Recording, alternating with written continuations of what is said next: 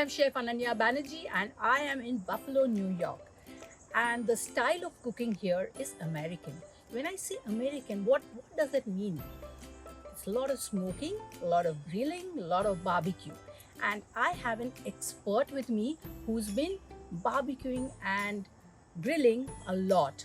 In fact, smoking a lot. Larry, why don't you come in the frame? He's Larry and he is an expert in smoking, Yeah. barbecuing, Yeah. grilling. Yeah. Yeah. So we are going to do a pulled pork. So there are a few steps, I guess, Yeah. for doing pulled pork. So step number 1 is brining.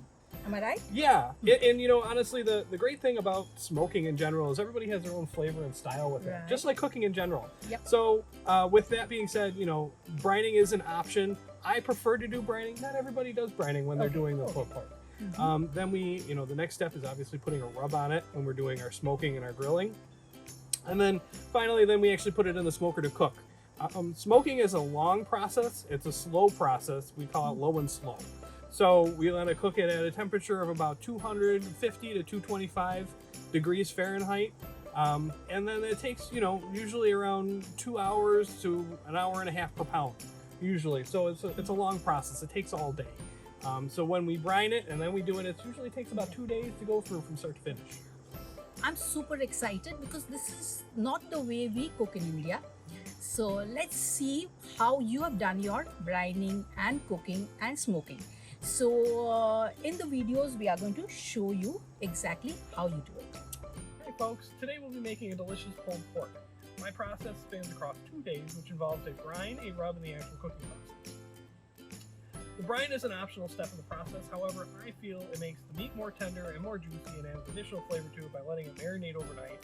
In a 5-gallon food-safe bucket, we're going to prepare our brine, which consists of a half a cup of good bourbon. You want to be able to drink this. So if you can drink it, you can use it in here. 2 tablespoons of good Worcestershire sauce. 1 tablespoon vanilla.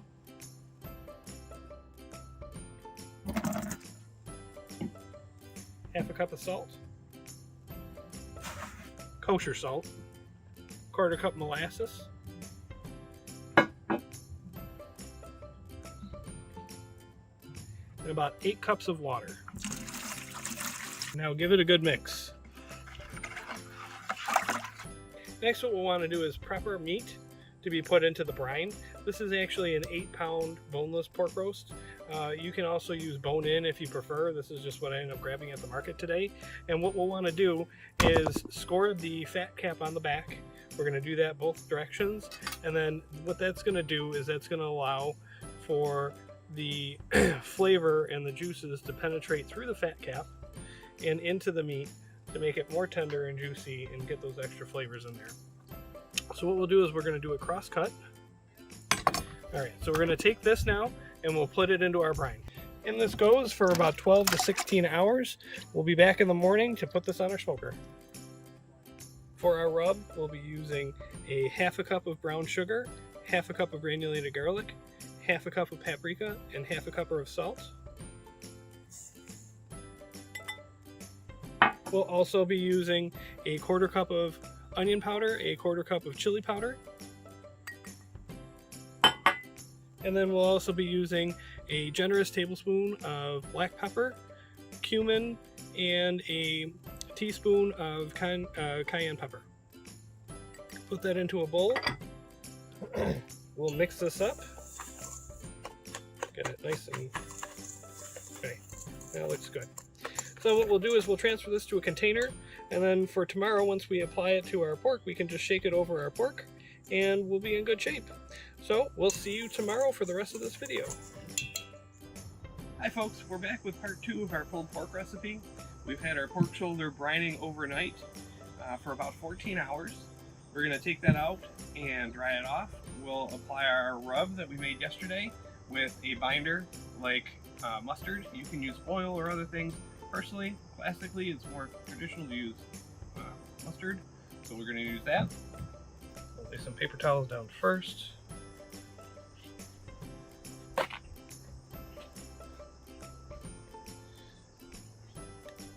Okay. Now look at that color it's already gotten. Here, I'll move these out of the way. The color that you're already getting from that brine. It's nice and got a nice gold brown color to it. Like this. I'm going to cut it into 4. So I'm just going to go 1, 2, 4 roughly even pieces so the cooking time won't be affected too much by each of them. So we have our 4 pieces. And what we'll go ahead and do now is we'll apply a generous helping of mustard. Now we'll go back and apply our rub that we made from yesterday. We'll generously apply this to all sides of this. So what we'll do is we'll let this rest for a few minutes while our smoker is preheating. We're going to smoke our meat today at 250 for, you're going to do anywhere between 80 and 90 minutes is technically the rule of thumb per pound. This was originally an 8-pound pork shoulder, so that would be about 12 hours to smoke this through. Okay, so we have our grill preheated at 250, and we're going to go ahead and stick our quarters of pork shoulder onto the grill.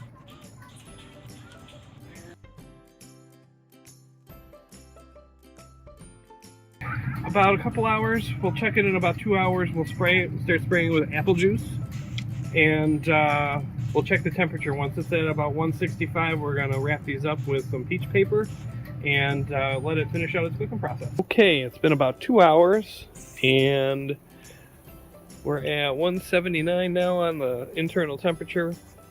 We're going to hit this with some apple juice. Let's see what we got here. Wow.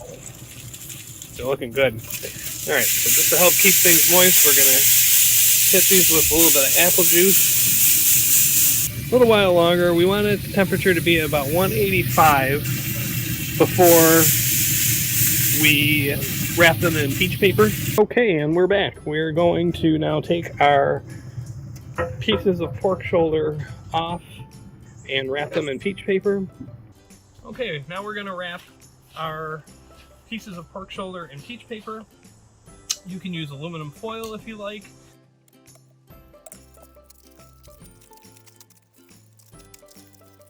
Okay, we are at about 205, which is right where we want to be for this. So we're going to take these off now, and then we're going to open them up and let them rest for about an hour, hour and a half. After that long wait, moment of truth, let's see what you have here. Okay.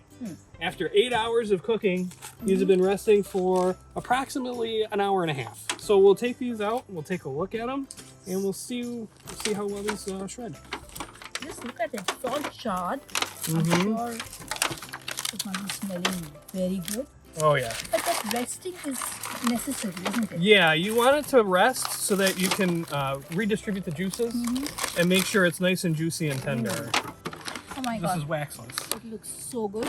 But tell me, Larry, one thing. Sure. Is it overdone? Is it overcharged? No, not at all. This is the way it should be. This is the way it should be. This is what you call bark, and that's the crispy outside that forms on the meat itself.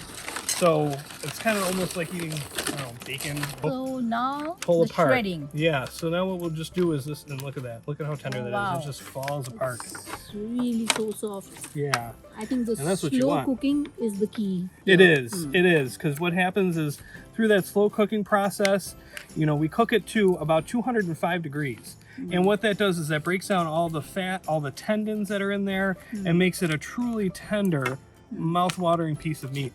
And see when we look in here, Yeah. you see that pink, you see that pink on the Yeah, outside? yeah. That's the smoke ring. So that's the Oh. actual smoke flavor penetrating the meat. We have a whole tray of pulled pork ready. I know you can do many things with this. So today let's make a small slider and see how it tastes. Fantastic. Yeah. All right. Okay. So for our sliders, I like to use King's Hawaiian Rolls, which is a Hawaiian sweet roll. So we'll use one of those today. And when we say slider, that just means a smaller roll. It's not a full-size roll. So we'll take this off. which is great. Slider means baby burgers. Yes, baby burgers. Yeah. Exactly. Exactly. So we'll take a little bit of the pork. Mm-hmm. Okay. We'll give you a little bit. And then we'll put a little bit of barbecue sauce on there. I like, where is it? Jack Daniel's barbecue sauce is my favorite. So we'll put a little bit of that on there. Does this barbecue sauce has Jack Daniels in it? A small amount cooked into it just for flavor, but there's no alcohol left in it. Okay. And then, my opinion, the best pickles you could ever buy is Grilio's pickles. They are a fantastic dill pickle. So we'll take one, put that right on top, and then put that down. And then there you go. Super. So this part of the video, I love it. You know what? Tasting. That's right. May I do the honors? Please.